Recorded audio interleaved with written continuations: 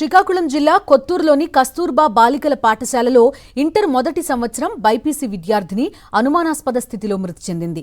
సీతంపేట మండలం లక్కయ్యగూడకు చెందిన పూజిత హాస్టల్ గదిలో ఫ్యాన్కు వేలాడుతూ కనిపించింది. అయితే ఉరివేసుకుంటూ చెప్తున్న ప్రదేశంలో కింద స్టూల్ లేదా ఎక్కేందుకు ఉపయోగించిన వస్తువు లేకపోవడంతో కుటుంబ సభ్యులు పలు అనుమానాలు వ్యక్తం చేస్తున్నారు. సమాచారం అందుకున్న పోలీసులు కేసు నమోదు చేసి దర్యాప్తు ప్రారంభించారు.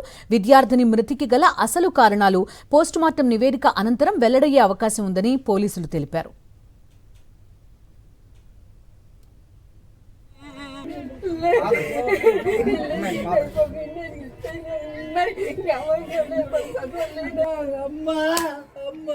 అది యాక్చువల్గా కాలు కింద భూమికి స్టైల్కి వాటికి తగిలే ఉంది.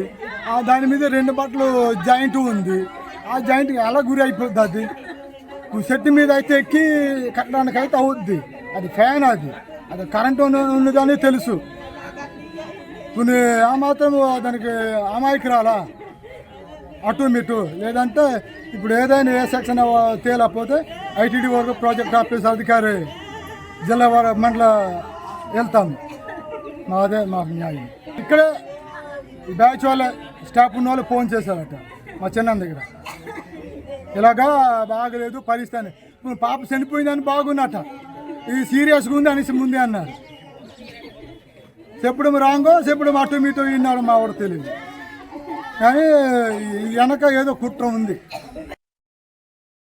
మరిన్ని అప్డేట్స్ కోసం ఛానల్ ను సబ్స్క్రైబ్ చేయండి. నోటిఫికేషన్స్ కోసం బెల్ ఐకాన్ పై క్లిక్ చేయండి.